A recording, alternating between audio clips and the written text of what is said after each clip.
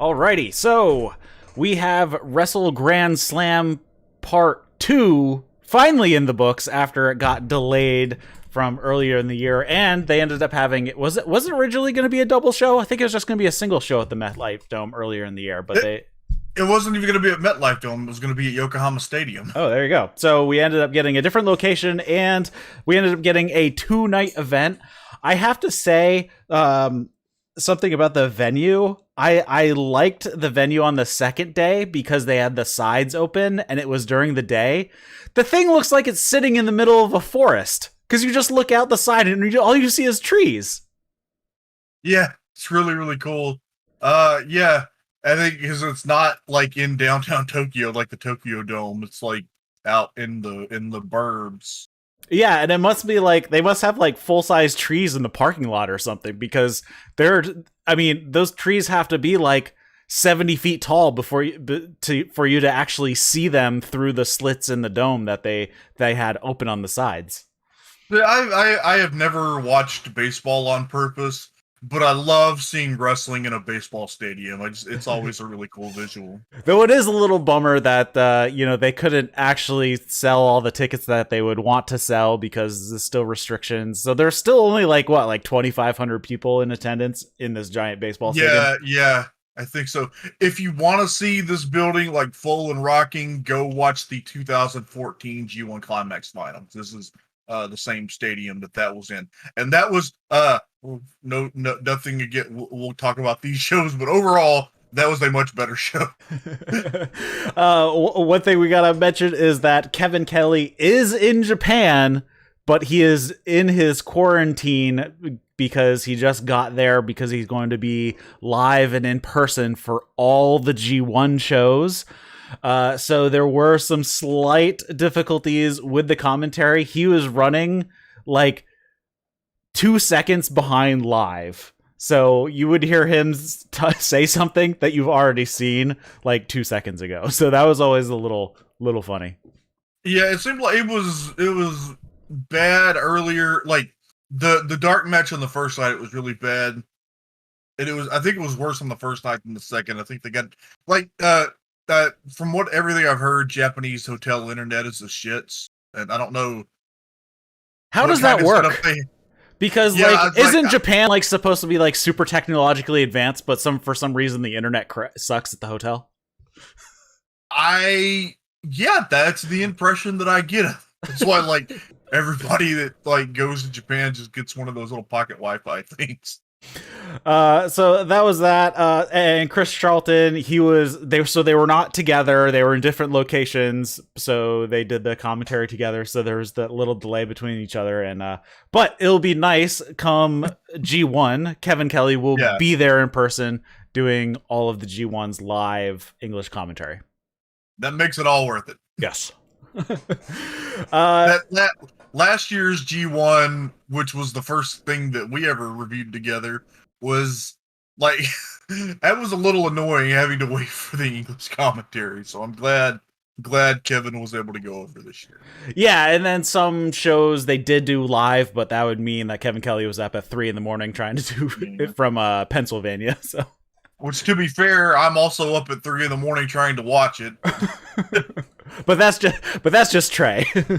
Yeah, it's just Trae. All right, so before we start reviewing the shows here, you're listening to the That's Wrestling podcast. If you're listening to this as a podcast, we do this show live over on Twitch and on YouTube.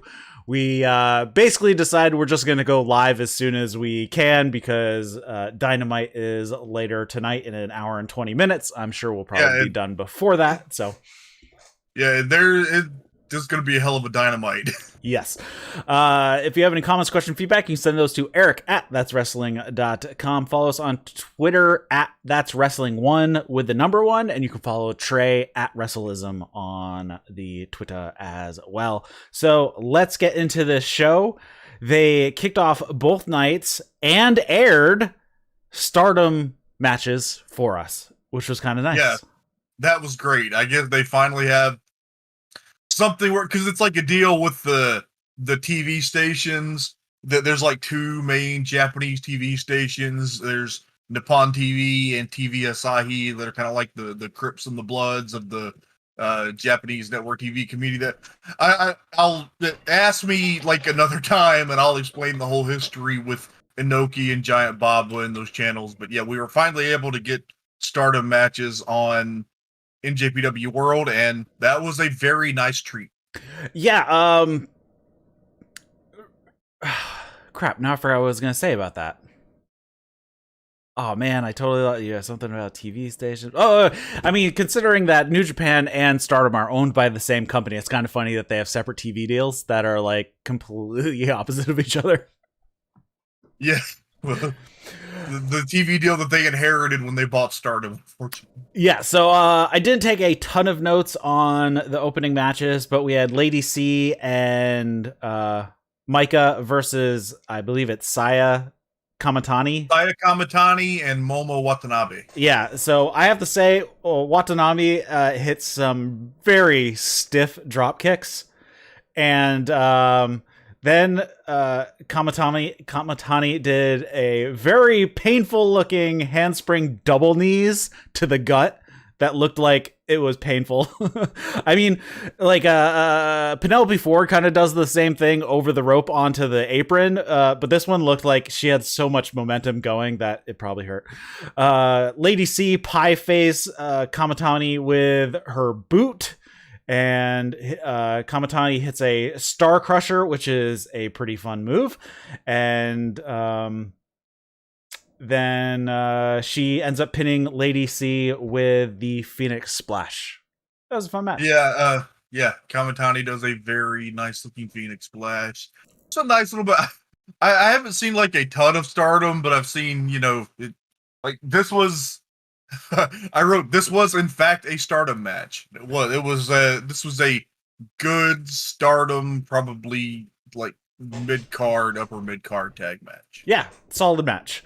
So we move on to the rest of the card, and we kick off the night with a tag match between Bushi and Hiromu Takahashi versus Robbie Eagles and Tiger Mask, basically setting up the preview for the following night of Robbie Eagles versus Hiromu for the title. Hiromu and Eagles start it off, and they go high speed, countering, blocking each other, dodging each other. It was awesome, even though nobody hit anything solid. And then Hiromu and Eagles like agree to tag out to their partners, and they back towards their corners. And as soon as Eagles turns his back, Hiromu attacks him from behind after he got the tag. So we have Bushi and Hiromu. They double team Eagles a bit. He fights out of it. Tiger Mask eventually does get tagged in.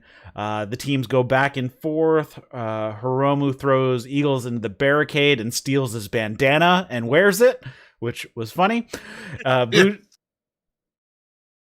Yeah, you're just saying, yeah. Yeah. I was just agreeing. I like that. I kind of want they're selling those bandanas in like purple and black, and I kind of want them for my bandana collection. Bushi and Hiromu beat up Tiger Mask for a bit. Eagles and Hiromu clash a little, and then it all breaks down into a massive brawl. And then Eagles hits Bushi with a turbo backpack, puts on the Ron Miller special, and taps out Bushi for the victory. A fun opener and preview for the following night. Robbie Eagles is such a great babyface that he's still a great babyface, even with the 1990s douchebag hair he was rocking here. Yes. I like how everybody in the junior division has the same beef with Hiromu, and the beef is that he's a bigger star than them, so they want to beat him. Yeah. This was good. It would have been perfect on any night of the Super Junior Tag League. It accomplished exactly what they needed to here. Very fun of. Actually, we should probably step back a few days just to quickly touch on it. Did you see Hiromu versus Doki on his return match? Oh, yeah. That was insane, and Doki is nuts. Fucking love Doki. It's like it went from like when he was in the Super Junior as like a late replacement when Desperado broke his jaw in a fucking death match with Jun Kasai. Like, who is this geek? And then like the first Best of the Super Junior, it was kind of like whatever, because that was a super loaded Best of the Super Junior. And then he's one of those guys that just since the pandemic, since I've been watching so much New Japan, and just through the junior tag tournament through the Best of the Super Junior last year, and just everything this year, I fucking love Doki. Yeah, he's grown on me. And I love that Kevin Kelly now just calls it the Doki Choki. Yeah. Like, he doesn't even use the name anymore. What is it? The Italian Stretch or something like that? Italian Stretch 32 or something. Yeah, it's now the Doki Choki. And his name, as far as his name was just that pipe-wielding maniac Doki. So that match was awesome. If you haven't seen it, go back and watch it from August 24th. Definitely worth the watch. August 27th. Oh, was it the 27th? I thought. Okay. Yeah, and also Robbie Eagles versus Master Wato on the same show was very good. Oh, and the new Young Lions debuted, and they're worth checking out as well. Oh yes, Ryohei Oiwa and Kosei Fujita. Yeah, man, I love watching the New Japan Young Lions debut and develop, and these ones are really good. Like, I will not be upset if during the G1 they just wrestle a 10-minute draw every night. Exactly. I hope it's like last year when they just had the three of them wrestle one opener match and then go into the G1. I hope they do that again. Yeah, hopefully. I forget his name, but the one that like broke his elbow in 30 seconds in his first match. Hope he's ready to return soon. Yeah. Oh yeah, I forgot about that. That was a bummer. All right, so we go into the grudge match of the exploding team of Roppongi 3K. We have Sho versus Yo, and Sho comes out all emo, dressed up in black, and he's looking evil. Yeah, I guess you could say that. So Yo is all pissed off when he comes down, because the second he steps through the rings, the steps through the ropes, he attacks. They throw hands, and Yo hits a low drop kick and just goes straight to mounted strikes. And on the outside, Sho just throws a young lion into Yo. Yo was chasing him on the outside when he did this. Sho throws Yo into the barricade a couple times, and then Sho removes the turnbuckle pad, or actually removes the wrapping around the actual turnbuckle. So the connection from the rope to the post, that is actually the actual part of the turnbuckle. So he removes that. He wraps Yo's arm around it. So he's trying to snap his arm in that. He beats it down in the barricade as well. So he's going after that arm. Sho rakes the eyes, bears the knee to the gut, kicks a kick to the back. Sho dominates the match for a while here until he eats a massive drop kick to the face. And then on the outside, Yo starts to take over. He hits a shotgun drop kick, sending Sho into the barricade. Yo hits a tope con hilo, and Sho pulls Yo off the top rope at one point into the powerbomb position, but Yo ends up hitting a Rana out of it. Sho just holds it. Yo tries for the Rana, but Sho stops it. He pulls him back up, hits a power breaker, bunch of German suplexes. Yo tries to put on Stargazer. Sho escapes.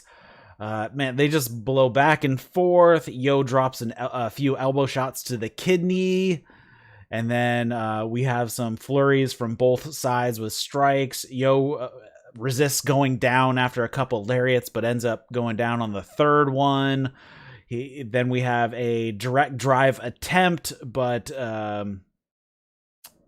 Sho pushes Yo into the ref. So the ref gets knocked down. And let's see, where am I here? I was trying to skip through a few things. Remember what happens? Oh, Sho goes outside and he grabs a chair, but he swings and misses, and Yo hits a thrust kick, and then he grabs the chair, holds it over his head, but then he tosses it aside, hits another thrust kick. Can't hit a direct drive. Sho hits a low blow, and then Sho breaks the chair over Yo's head, and then the ref comes to, and counts, but Sho pulls up Yo before the 3 and then puts him into the triangle choke, and Yo passes out, and the ref has to stop the match and has a hard time getting Sho to release the hold as well. This was a fun match, and Sho is on a tear at this point. Yeah, love this match. I thought the dynamic worked really well. Everybody, I think, sees Sho as like the one that you would pick to be a big star if you had to pick one. Mm-hmm. But you feel sympathetic toward Yo because Sho is clearly the asshole in the situation, and 2, as it turns out, Sho is a fucking great heel. Yes. And Yo was such a great babyface here. Like, he got his ass whooped in this match, but he never died. Like, he would always get hope spots. He was always fighting, but every time, Sho shut him right down.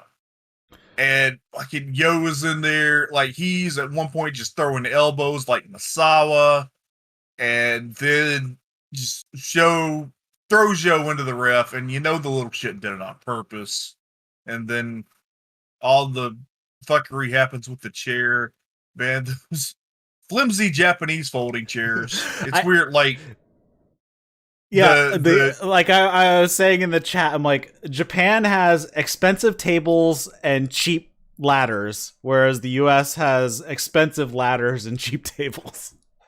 Yeah, Japanese folding chairs and step ladders are flimsy as shit, and Japanese tables are made out of fucking giant California redwoods. Yeah, this match was fantastic, I thought. Yeah, when the match is over, when the Young Lions usually come in with the ice packs or whatever, Sho beats them up, and then post-match Sho grabs a mic and tells Yo, I told you needed to quit. And then Sho pushes Yo out of the ring with his foot, and out comes Evil, Yujiro, and Dick Togo, and Sho has joined Bullet Club. The House of Torture. Because the one thing we needed is more Bullet Club subgroups. Yes. At this point, I put in the chat as well. Wasn't Bullet Club supposed to be a Gaijin faction, basically? Yeah, I don't know. People keep wanting, like, the New Japan factions are so fucking stale, and they should just, like, dissolve them all, and, well, dissolve everything but LIJ and Suzuki-gun, because those are... Yeah, and what happened to, like, the inner turmoil of Bullet Club? Like, wasn't Bullet Club supposed to blow up over the past year because Jay White wants to control and Evil wants to control, and then it's, like, gone nowhere? See, I don't know. My hypothesis is that, like, that, because a lot of that story has been told, like, I don't know, like, through the announcers and stuff, and I think my headcanon, if you will, is that anything, like, Jay White is the one pulling all the strings. He's the one in charge because, well, he's the best. Yeah. But I think Sho joining Bullet Club was the right call here, because I think it was, if he joined Suzuki-gun or the United Empire, people would have liked it.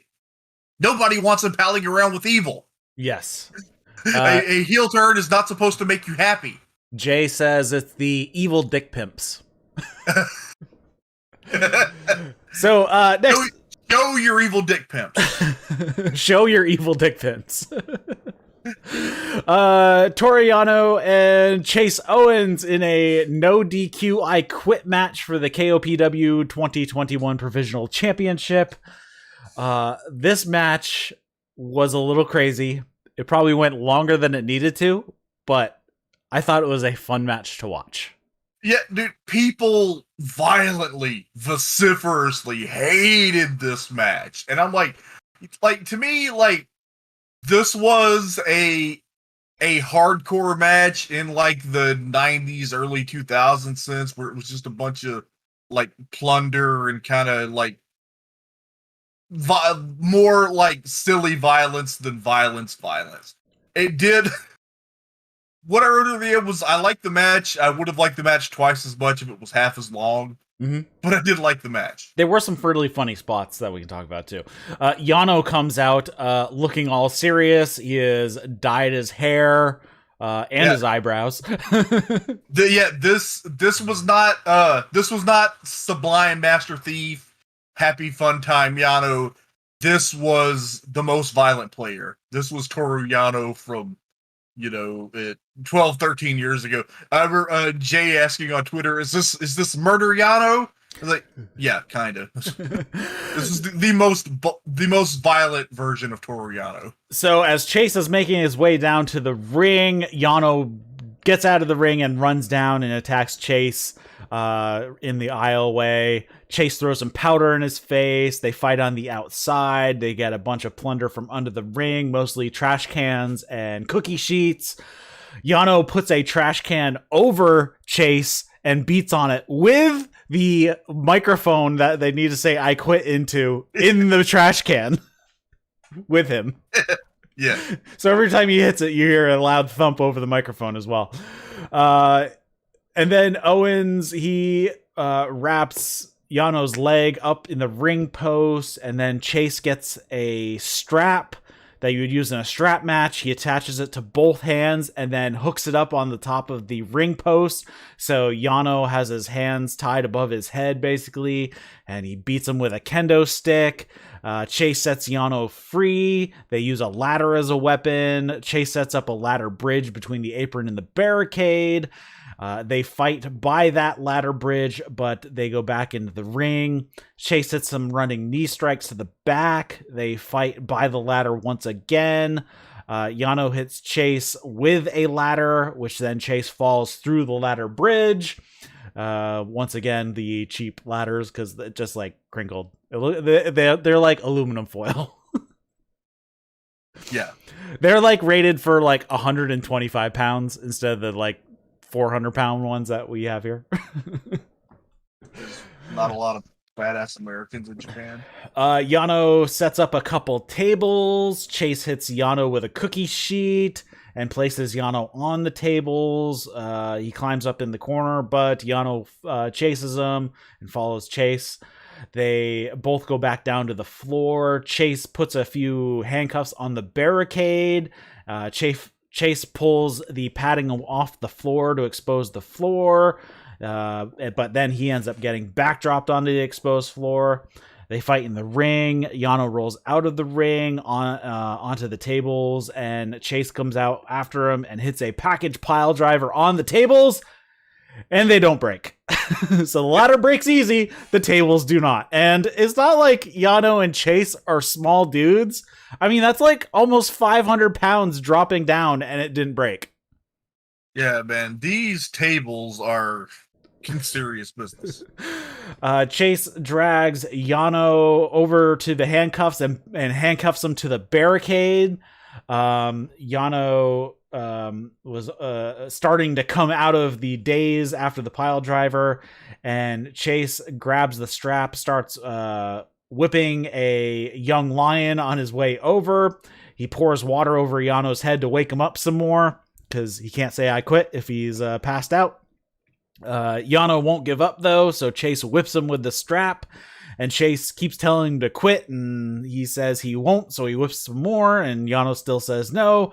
And then Chase goes looking for some other stuff under the ring, and Yano starts undoing his wrist tape. I'm like, what is he doing? Does he think he can, if he removes the wrist tape, he can slip out? No! He had a handcuff key in his wrist tape, so he undoes the cuffs and plays possum as if he's still there, but as soon as Chase walks over, Yano kicks Chase in the balls and then cuffs Chase hands together and then starts whipping Chase in the ring. And then Yano sets up a table in the ring and puts Chase through it with a demon powerbomb. And then Chase gets cuffed to the top rope. And then Yano grabs a pair of scissors and Chase spits in Yano's face. So Yano threatens to stab Chase in the eye. And that's when Chase has to say, "I quit." So. Fucking love that Yano has a handcuff key. Because of course he does. Like, I assume I assumed that he just always has that, and that was the first time that he's ever needed it. Wasn't he the one who brought the handcuffs out to the ring, though? Yeah. So that would make sense that he came with a backup. He probably always has the hand. Yano is always prepared for various kinds of fuckery. Yeah, the power bomb through the table, good old. Haven't seen that in a while. The Oni Kuroshi, the demon murder, and yeah, I like. He threatens to cut Chase's hair, and Chase spits in Yano's eye, and Yano says, "I'm gonna stab this motherfucker in the eye," and then Chase quits to save himself. I like the finish, and I like the match, and I don't know, people just vociferously hated this match, and I thought it was fun. Yeah, this is definitely not the worst match of the two shows. Yeah, this is yeah, this was not the worst match.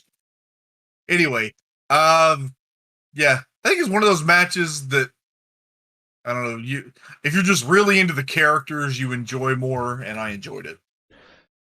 Then they advertise the Wrestle Kingdom for next January. It's going to be a 2-night. No, it's going to be a 3-night event because they're going to do January 4th and 5th at the Tokyo Dome. And then on the 8th, they'll be doing it at another location, but I missed what location it was going to be at. Yokohama Arena. There you go. So, which I assumed that it was because they were supposed to do the Wrestle Grand Slam in Yokohama Stadium. And since that couldn't happen, they want to give a big show to Yokohama, and you don't want to run an open air stadium in Japan in fucking January. No, probably not. All right, we move on to Kazuchika Okada versus Jeff Cobb in a special singles match with a 60-minute time limit. Okan comes out with Jeff Cobb, and he stands at ringside. They play some do-si-do going in and out of the ring until they decide to start fighting on the outside. Okada pushes Cobb into Khan and then throws Cobb into the barricade a few times. Overhead throw from Cobb back in the ring, and then Cobb picks up Okada, runs him back and forth between the two corners over and over, running him into him. Cobb takes control of the match for a while. Cobb no-sells a few forearm strikes and then drops Okada with a chop of his own. And then Cobb beats Okada until Okada finally catches Cobb coming in and picks him up for the backpack neck breaker. They fight on the outside. Okada boots Cobb over the barricade, and then he does his running crossbody, but Cobb catches him, muscles him up, and suplex him, and hits a suplex right on the concrete floor. Okada has to answer the 20 count. He makes it in at 19. Cobb pounces as soon as he gets into the ring, hits a power slam, and then a standing moonsault for 2. Okada does a crossbody to the floor. Cobb catches again, but Okada wiggles out and hits a DDT on the floor. Both guys have to answer the 20 count this time. And then back in the ring, Okada hits a missile drop kick off the top, hits a few more drop kicks, and then a tombstone, locks on the money clip, but Cobb gets to the ropes just after the 20-minute call. They fight, and Cobb hits a flash pile driver, and then they double down.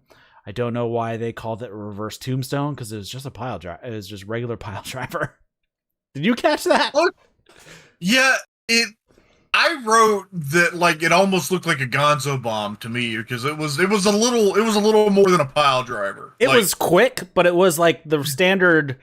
You hold the guy facing away from you and you sit out. Yeah, it was an enhanced pile driver. Yeah, it was cool, but it definitely was not a reverse tombstone.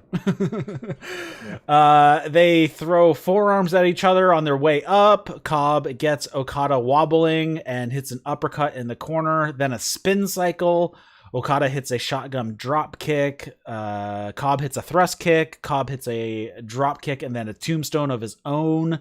He mocks the Rainmaker pose and tries a ripcord tour of the islands, but Okada gets out of it and hits a clothesline, then a pulling clothesline.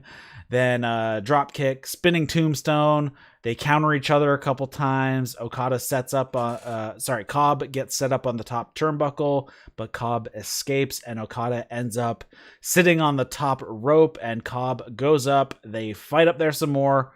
Cobb gets knocked back down, but Cobb hits Okada with a jumping headbutt and then hits a Tour of the Islands off the middle rope, and then just for good measure picks him up and hits another one in the middle of the ring. And Jeff Cobb has pinned and beaten Kazuchika Okada here in this match. Jeff Cobb is fucking awesome. He should be the champion of everything. He's the fucking man. He was in his White Ranger gear here, which probably what gave him the edge to finally beat Okada. This match was so awesome. They kept going. It started to make me anxious. I love Okada. He's one of my favorite wrestlers ever.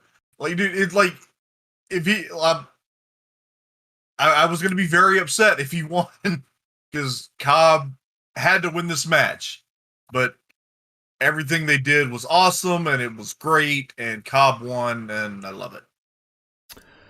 Let's see. Yeah, this match was good. And I mean, these two, I think this is not the first time they've met, right? They were at Wrestle Kingdom against each other, right? Wrestle Grand Slam Wrestle and Grand the Slam. G1 last year. Yeah, so they always have good matches together. The two of them have good chemistry. Then we have the main event of the evening for the IWGP US Heavyweight Championship, and this is between the returning Kota Ibushi after his bout with pneumonia versus Hiroshi Tanahashi. And Ibushi is super emotional before the bell rings. He's crying because, who knows when he was going to get back in the ring, but now he was back in the ring. Aesthetically, he looked pretty good, but he definitely has lost a bit of muscle mass. I'm guessing he was probably down 10 or 15 pounds of muscle. Yeah, he had a pretty rough go there. Yeah. So they did keep this match a bit shorter than usual. I think it came in at somewhere around 17 minutes instead of what you would think it would probably go closer to 30 or more. So they start off with some mat wrestling for the first 5 minutes of the match, and Ibushi gets the edge in those exchanges. Tanahashi hits a drop kick to the knee and starts to work the knee. Bushi tries some strikes, but Tanahashi responds with some of his own and then a kick to the knee. Bushi hits a desperation drop kick when Tanahashi comes in off the ropes, and then his kicks start to pay off. Bushi hit the golden triangle to the floor, and Bushi gets really aggressive with strikes and forearms to the back of the head. And then Tanahashi avoids a Kamigoya and hits a twist and shout sling blade, but Ibushi fires up and eats a few more strikes. Tanahashi misses one, but then does come back and hits the sling blade.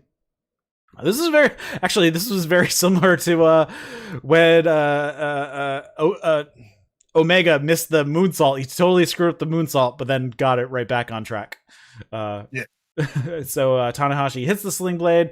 Tanahashi goes up top, but he eats the knees of Ibushi when he comes down with the high fly flow. So Ibushi hits a Kamigoye, and both guys are down. Ibushi then hits a Bomaye, goes for a Kamigoye, and Tanahashi gets to his feet, and he keeps pulling Ibushi's arms in. So he can't hit the Kamigoye. He doesn't open that lane between him and Ibushi, so he can't hit it. Tanahashi hits a sling blade, only gets a 1 count, so he hits a dragon suplex for a 2 count, and then Tanahashi goes up top, hits aces high, goes back up top again, hits a high fly flow, and Tanahashi gets the victory in this bout. And then Tanahashi gets really emotional about everything. Yeah, this was probably their worst singles match, and it was still fucking great. Mm-hmm. they started off like kind of slow feeling out because, Tanahashi just got out of quarantine and Ibushi's coming off an illness. They're going to see where each other's out. And then they steadily, built the tempo. I like the point that it was a reversal of the New Japan Cup final where this time Shingo Takagi was on commentary and he was the one giving Ibushi encouragement to get back in there. And the matches got progressively more violent, and then nice tight 17 minutes and a great match. And it makes the match being shorter made sense in context because this was Ibushi's first match after a severe respiratory illness. Of course, his stamina was down. Yeah, I mean, his cardio has got to be crap. Yeah. And yeah, so afterwards, Tanahashi crawls over to Bushi. He's talking to him after on the mat, and now Tanahashi's the one who's crying. He grabs the mic and welcomes Bushi back and says, your dream still has a long ways to go, and get everything right with your body and mind and come at me again, and we'll do it again. Ibushi concurs. And he tells the audience we're back and New Japan has returned to the MetLife Dome. He says, years ago, I wasn't in the main event, but it feels pretty damn good to be in the main event now. And he comments on the thunder and lightning that's happening outside. And then he says, this is the first of 2 days. We'll be back tomorrow. Thanks, everybody, for coming to New Japan events. And they'll keep doing it. We'll see you tomorrow. Play some air guitar, sends the crowd home happy. And and then last time they were in this building, Tanahashi beat AJ Styles and then got hit in the head by Jeff Jarrett with a Bullet Club guitar. So first night down, I thought it was a pretty fun show. Yeah. Good. Next up, we have the next day, September 5th, 2021, still Wrestle Grand Slam Night 2 in the MetLife Dome. And this is where I actually wrote, this place looks like it's in the middle of the forest because they have the back walls kind of lifted up below the dome part. It looks like they have retractable walls, basically. So you just see the trees, and it's a really cool visual. And then they had another Stardom match, and this was Kamatani and I can't even say her name. I haven't said her name enough. Momo Watanabe versus Julia and Sarai and Shuri. What? Shuri. Okay. Who are the Stardom Tag Champions? Goddesses of Stardom champions. Yes. Stardom has a lot of really weird. Yes, they do. All their title names are weird. I actually didn't write down anything in the match other than this was a pretty cool match. Yeah, it was very good. Julia is like just ultra charismatic. Like the Chris Exchange explains that Julia is typically more serious in a singles match than when she teams with Shuri. Shuri has been having like a series of really incredible matches with the World of Stardom champion Utami Hayashishita, and but they're as a tag team they do like more silliness and dancing, and so this was a more high end match than the match yesterday because instead of two randos it was the Stardom tag team champions. Mm-hmm. Saya Kamatani is awesome. She's like a high flyer, like Kota Ibushi inspired, and she's great. Very fun match. Just, yeah, a little bit ahead of the match the day before because another very enjoyable Stardom showcase match. Then we had is basically a reversal because normally this would be the match that you have the night before, but this was Kazuchika Okada and Tomohiro Ishii versus Great Okan and Jeff Cobb. Ishii and Khan start things off when Okada tags himself in. He doesn't even care. He just goes right after Cobb, even though Cobb isn't the legal man, and fights with him out on the floor. Cobb hits Okada with an overhead throw on the floor. Okada hits the backpack neck breaker when they get back into the ring. Ishii and Cobb, they crash into each other over and over. Khan tries to help, but Ishii sends him packing and takes down Cobb with a flying shoulder block. They exchange some suplexes. Cobb hits a massive drop kick to get a tag over to Great Khan, and then Khan hits a drop kick to the face when Ibushi is in the Tree of Woe. Everyone brawls for a bit, and then Ishii and Khan, they hit a ton of forearms on each other. Double teaming from Cobb and Khan, or Cobb on the Khan, or Khan on the Cobb.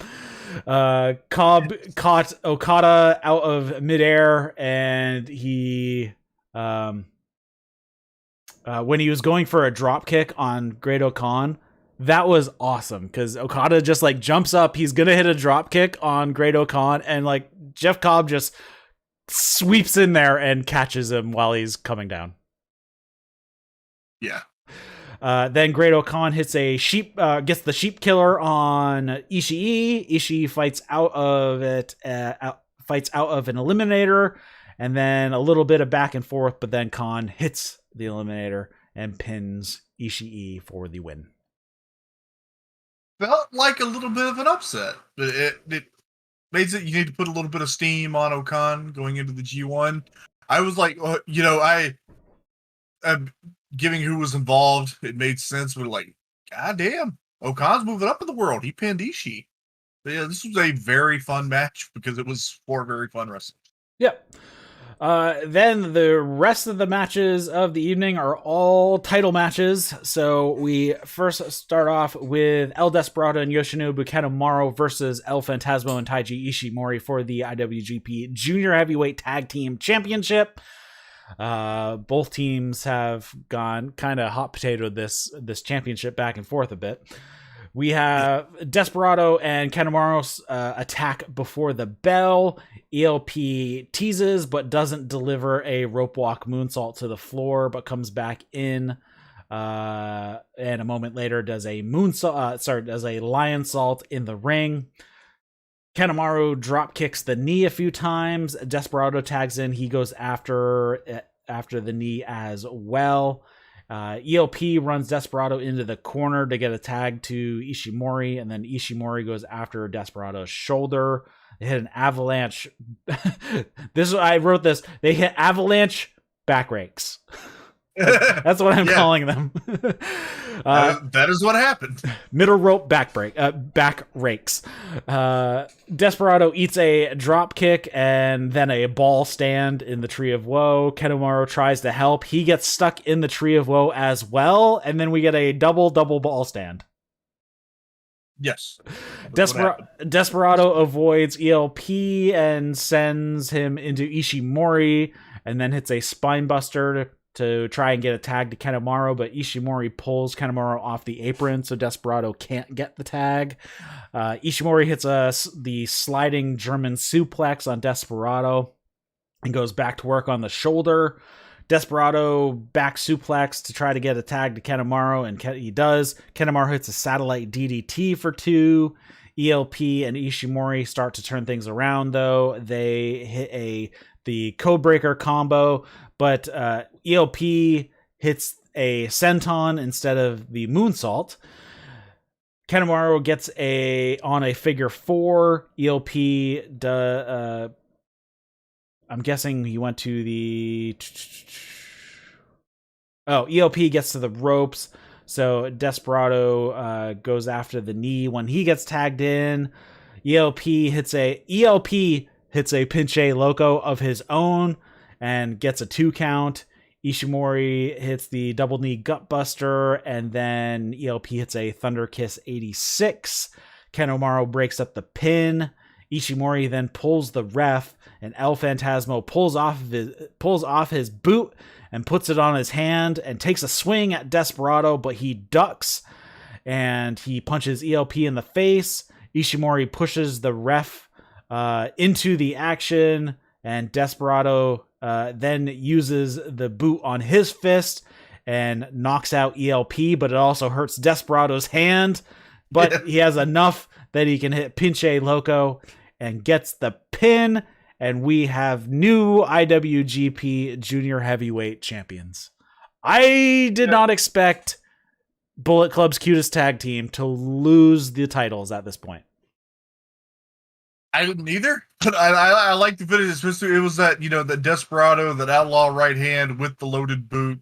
That was these belts. They're whatever. They just kind of go in circles. It's fine, and this was a very fun match. That it? Anything else to say about it?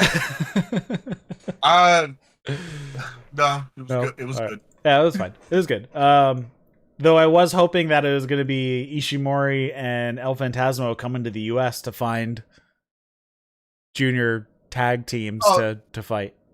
I had hoped so too. I was bummed that I wasn't going to get to see the junior heavyweight tag team champions in Dallas, but now they have announced that the junior heavyweight champion is going to be there. So get to see Robbie Eagles, which I had wondered, because he can't go back to Australia right now. What are they going to do with him during the G1? The answer is they're going to send him to the United States. Yeah, which is cool with me. Oh man, I would love to see Robbie Eagles show up in AEW.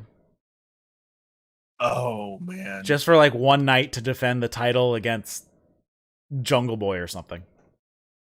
Yeah, or also, there's still Impact, X Division, man. Robbie Eagles and Josh Alexander. Give me that shit. Next up, we had the match for the IWGP Heavyweight Tag Team Championship, and this was in a triple threat match, with the rule being it can only be one-on-one as legal men, so one team will not be involved. So we had Tetsuya Naito and Sanada versus Yoshi-Hashi and Hirooki Goto versus Zack Sabre Jr. and Taichi. They argue about who's going to start the match because it can only be one-on-one, so they try to figure out who's going to be legal, but then it's a giant cluster and everybody just starts brawling, so it takes a while until we finally pare down to who they don't know how, but they determined the two legal men to start is going to be Taichi and Goto, but the pair, it breaks down quickly and everybody gets back into the ring, gets involved again. Taichi gets beaten up by everybody from the other teams for quite some time. Zack Sabre Jr. gets tagged in for the relief. He takes everybody out. Zack catches a leg lariat from Goto, goes right into a submission hold. Yoshi-Hashi prevents a Holy Zack driver from taking place on Goto, and then he and Goto hit a combo on Zack Sabre Jr. for 2. Naito tags in and sends Goto out of the match, and he hits the Wrecking Ball dropkick on Zack Sabre Jr. Sanada comes in to help with some double teaming. Goto breaks up a jackknife pin, and then Naito hits a top rope Rana on Zack. Everybody runs in, gets their stuff in. Yoshi-Hashi tags himself in and attacks Naito with a bunch of strikes and swinging neckbreaker for 2. Yoshi-Hashi hits a sit-out powerbomb, but can't follow up as everybody comes in. We get a GYR from Goto and Yoshi-Hashi. Zack has to break up the pin. And then another everybody gets their shit in spot until everybody's down. And then once everybody's back up, Yoshi-Hashi avoids a TKO from Sanada. Goto and Yoshi-Hashi hit a combo thrust kick Ushigoroshi. And then Yoshi-Hashi hits a running double knees for 2. Sanada hits a TKO for 2. And then Sanada gets on the skull end on Yoshi-Hashi, takes it to the ground, has the hooks in, but Yoshi-Hashi fights out of it. Sanada puts it back on. And then when Yoshi-Hashi is pretty much out again, he goes up top to hit a moonsault. But when he got to the top rope, Taichi tags himself in on Sanada's foot, so Sanada is no longer legal, but Sanada hits the moonsault and then gets tossed out of the ring and by Zack Sabre Jr. and Taichi, and then Zack Sabre Jr. ties up Naito, and Taichi hits a Black Mephisto on Yoshi-Hashi, and the Dangerous Techers retain their championships. Glad the titles didn't change. Belts need a little bit of stability. Every IWGP Tag Team title match this year has had at least one of these teams in it. Mm-hmm. But this was like all over the place. It was not a typical IWGP Tag Title match, but it was fun. These are fun when they are used sparingly.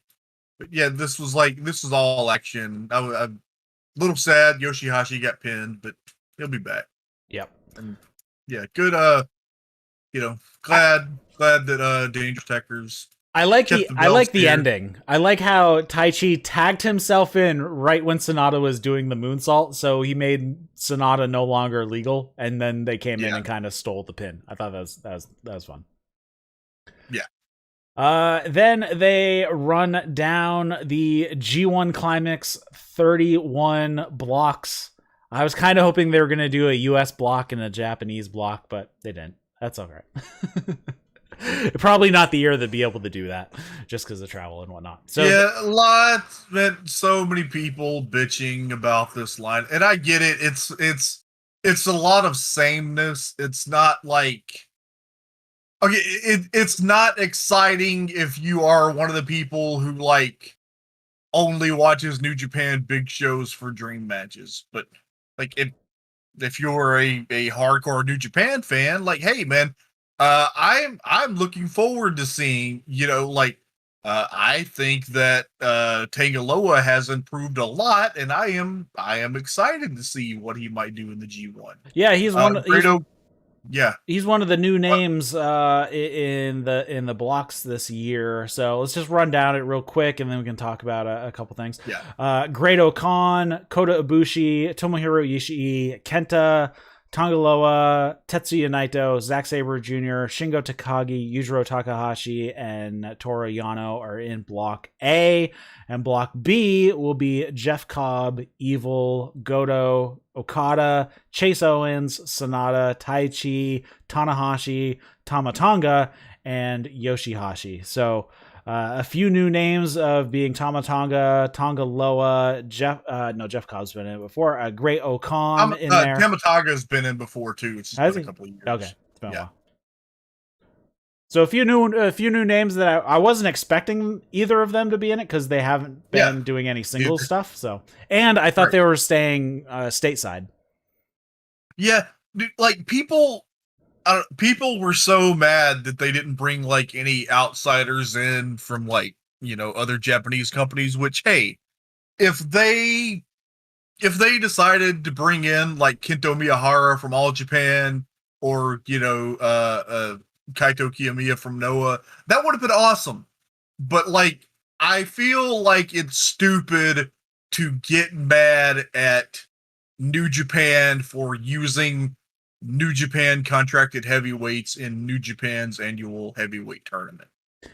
Yeah, I agree with that. So, I mean, it is fun to have those outsiders, one or two of them in the blocks. But I mean, it's just the circumstance at this point that they can't do that type of thing right now. Yeah. And it's funny, the new person that I'm most excited to see what he's gonna do is the Great Khan, which is funny because like we were kind of down on him when he first came back from Excursion, and then he depending on how his G1 goes, man, he might be a no-brainer for most improved this year. Yes, I definitely. I think he could come out on ahead this year. We'll see how it goes down in the G1. The G1's going to be kind of the defining events for him to see where he ends up landing. Yeah, and it like he had like a really good match with Naito in the New Japan Cup. I'm excited to see him. I'm excited to see everybody with Zack because like I think I've seen them wrestle a singles match before, probably earlier this year. But yeah, Zack and Tangaloa, because they wrestled it at Dontaku this year, I think. Like I really Zack singles matches are always so interesting, and he's gonna have all these matches with everybody, and then Okan's gonna wrestle Ibushi and Naito and Shingo and Zack and Ishii. And I don't know, I think there's a lot of interesting matchups, and it's the G1, man. This is my version of March Madness. I'm into it. Yeah, a couple big names missing from this year. From last year, we're not going to have Will Ospreay, no Jay White, no Minoru Suzuki. Those being the biggest three that we will not be seeing in this year's G1. Yeah. Little bummed They're all... yeah, well, they're all, doing stuff in the States. And... yeah. All right, next up we have Hiroma Takahashi challenging Robbie Eagles for the IWGP Junior Heavyweight Championship that Hiromu had to vacate for the second time because of injury. Which a joke is actually made about that later on in the show. They start off quickly with a lot of rope running and chain wrestling, lots of counter wrestling, lots of avoidance and dodging. Eagles does a tope suicida and sends both of them hard into the barricade, and half of Hiromu's body is through the barricade because they have such wide slats between the rungs and the barricade. Hiromu does a shotgun dropkick off the apron to the floor, more counter wrestling, overhead throw from Hiromu tossing Eagles upside down into the corner. Eagles hits a 619 to the knee and then a drop kick to the knee, locks on the Ron Miller special.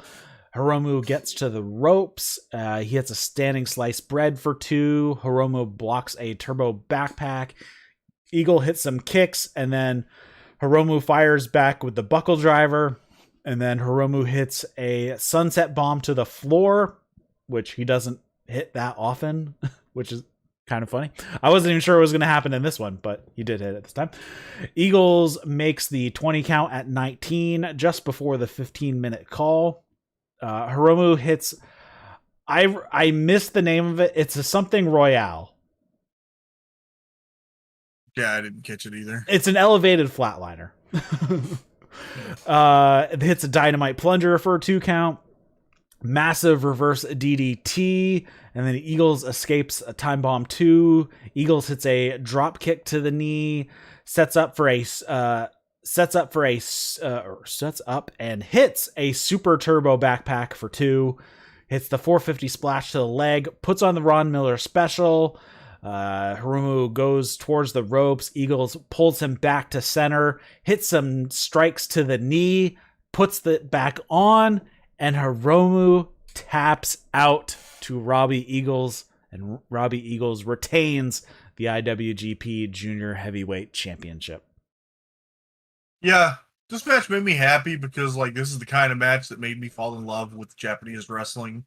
Because, when I first, started looking for stuff on the internet, I was looking for, Liger, Owen Hart, Benoit, Samurai, Eddie Guerrero, Koji Kanemoto, all those guys, and to me, the IWGP Junior Heavyweight Championship will always be the premier lightweight championship in wrestling, and this was a match that was worthy of it. They went hard and fast, and it was great. Yeah, and safe. They didn't do anything crazy in this match. The most dangerous spots were probably Hiromu doing the shotgun dropkick off the apron to the floor, which he does in every match at this point, and the time bomb 2 is probably the second most dangerous move that they did, or the time bomb, or the Hiromu's match with Doki. Hiromu's match with Doki was way more dangerous. Yes, exactly. So I mean, this was a great match, and they kept it within the bounds of not hurting each other too badly. Yeah. El Desperado comes down to the ring and congratulates Robbie Eagles. And he says, what am I doing out here? I already lost to you and submitted to that same hold. Well, the G1's been announced, so the junior heavyweights are going to be taking a back seat, but I don't want you to forget about me. And then Desperado says he wants a rematch, and he's willing to put his tag title on the line. And Eagles ends up accepting and says that he'll put him away just like he did to Hiromu. It's kind of funny, but I don't know. Talk about there being too many titles in New Japan. And I think it's just because of the rosters thing because of the pandemic. But trading each other title shots, the way the Goto and Yoshi-Hashi traded a 6-man title match to Dangerous Tekkers for a tag title match, and then I assume it's probably going to be the same thing with. I assume that Robbie and Desperado will happen at Power Struggle, and they'll probably do Desperado and Kanemaru against Robbie and Tiger Mask, I assume. But, I couldn't tell. I mean, it could just be the translation. I couldn't tell if he was offering up a tag title match or was actually offering up title for title. Yeah, I assumed that it was just something that was lost in translation. But everybody, I don't know. There's been a lot, and we kind of talked about it way back when, the possibility of Robbie Eagles joining United Empire. And there is an Osprey and X and on one of the Dallas shows. But man, that would be such a waste of an amazing babyface to turn Robbie heel. And we've seen it, it didn't. Him as a heel just did not work in Bullet Club, and I don't want Robbie to turn heel. Yeah, no, I think he's perfect as a babyface. One thing I do have to note is that I'm surprised this doesn't happen more to some wrestlers, but Robbie Eagles has a tattoo on his chest, and it was chopped to shit. Oh, I would be really mad because it's that's expensive, and now you've totally screwed up a permanent thing on my chest. So I'm surprised guys like CM Punk, has his full chest done. It's oh my god, how does that even stay in there? Because all these chops is just going to keep distorting your ink as it goes on. Worse than the sun. All right. Next up, we had the final match of the evening, and I hated this match. Yeah.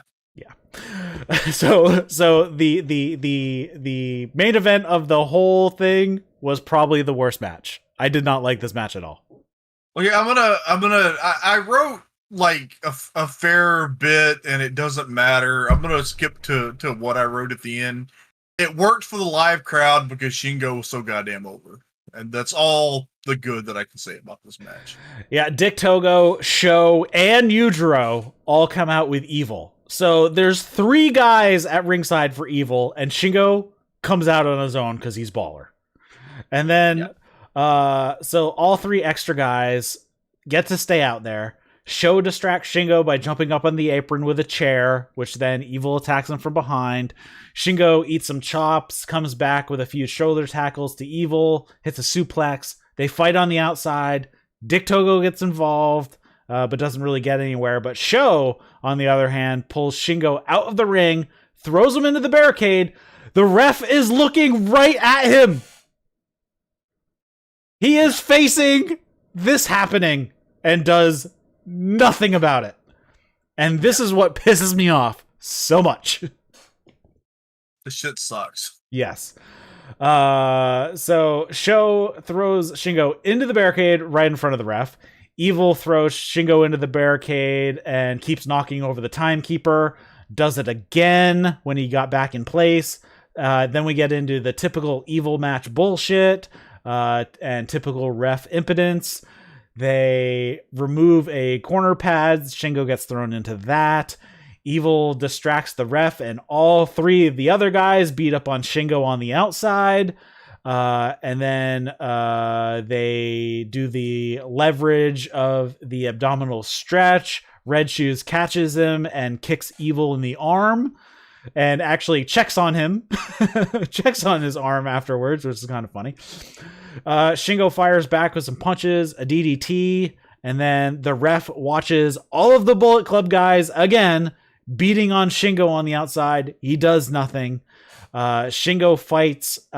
He moves the timekeeper out of his chair and places Evil and Dick in the chairs and at the timekeeper's table. And then Yujiro and Sho come over to start fighting with Shingo, and Shingo pushes both of them into the barricade, knocking Evil and Togo over. And then finally, Red Shoes does something and kicks out the guys who are at ringside. But he doesn't hold true to that very long, because later Dick Togo will come back out and is allowed to stay out. Shingo hits a Noshigurami once they're back in the ring. This was actually really cool. A deadlift wheelbarrow suplex. Big lariat for 2 count. Evil uses a red shoes to assist him hit a magic killer. Evil hits a suplex and then puts on the Scorpion Deathlock, or whatever they're calling it now, the Darkness Lock. Is that what they're calling it? Darkness Scorpion, I think. Darkness Scorpion. Dark Scorpion. Shingo gets to the ropes. Evil hits Darkness Falls for 2. Shingo pushed into the exposed corner, but then powers out with a lariat for double down. And then Dick Togo makes his way back to ringside. Togo distracts, but Shingo hits a Made in Japan. Togo pulls the ref out and then attacks Shingo with the garrote. Yujiro comes in and he attacks with the walking stick, hits Pimp Juice. More bullshit from Bullet Club. Then Bushi runs out to help. Sho takes him out and then hits Shingo over the head with a chair. And then Naito and Sanada run out to stop Sho from hitting a shock arrow. We get more bullshit. Shingo comes back with a few strikes, hits Last of the Dragon, and gets the win. This was such a cluster. Dude, Gato was like a really great booker for several years, but like, if you just gotta look at like wrestling history to know that bookers have a shelf life, and Gato needs to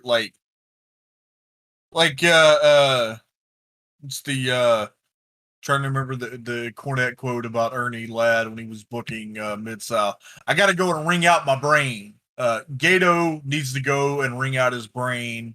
Or stop taking advice from Dick Togo, because I hear he's helping with the booking. And take Dick Togo with him. But I don't know. This shit sucks. We were sick to goddamn death of this evil bullshit a year ago. 1 year and how many months now? 4 months ago, I was sick of it. When they came back from the pandemic in the New Japan Cup, that's when it all went to hell.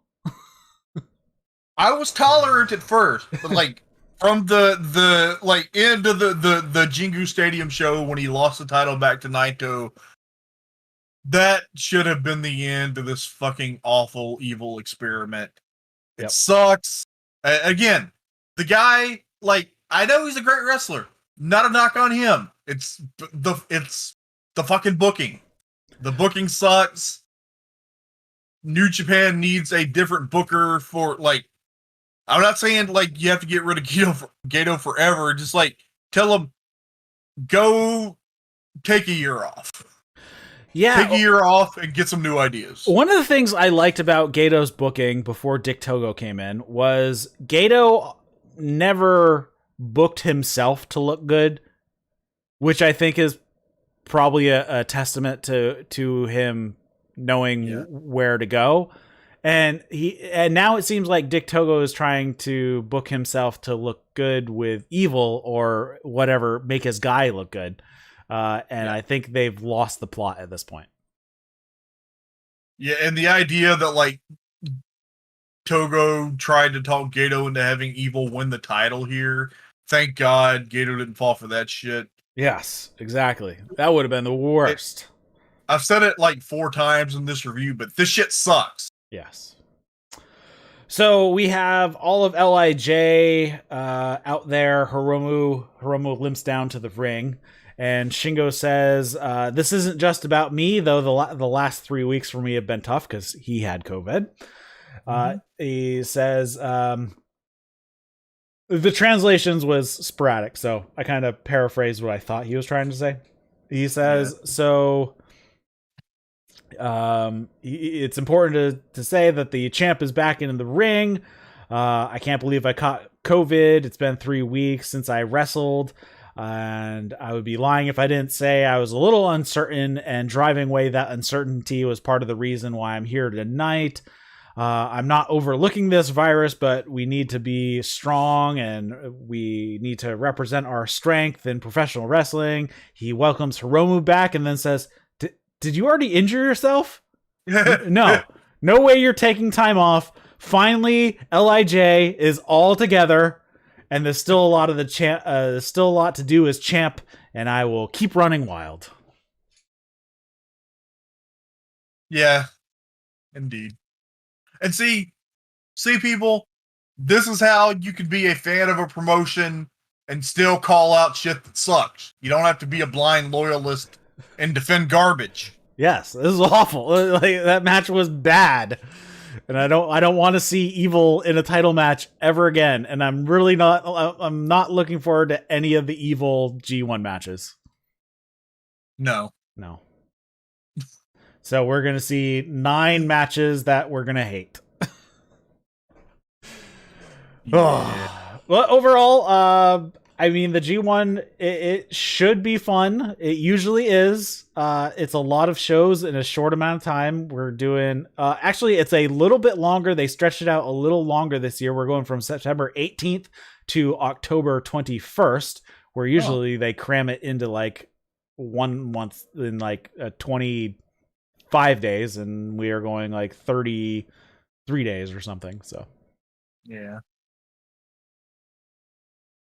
18 matches if you include Chase Owens matches. If Jay thinks that all the Chase Owens matches are going to be bad. I don't know if all the Chase Owens matches are going to be bad. I guess we're going to have to wait and see on those. Jay violently hates Chase Owens. Oh yeah, I forgot. She has yeah. She has something against Chase Owens. But that's fine. A lot of people have things against Chase Owens.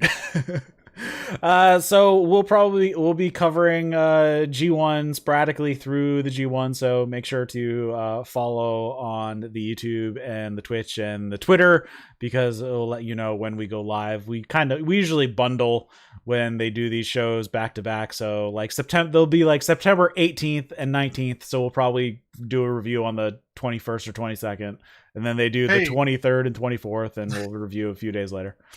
Hey, this is our 1-year anniversary of covering New Japan together.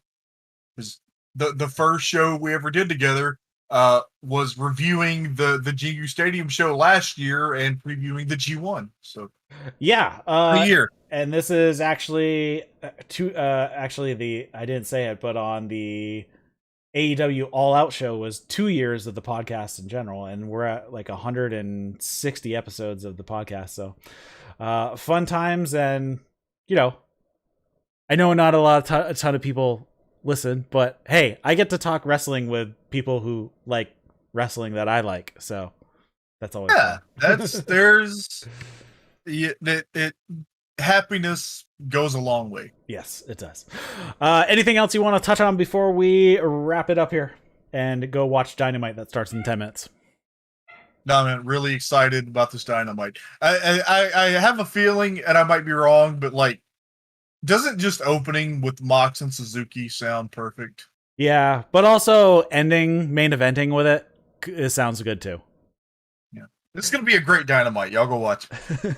All right, so we're gonna wrap it up. If you are listening to this as a podcast, we do this show live over on Twitch and on YouTube, so you can come hang out in the chat and tell us when we're wrong, like Jay does.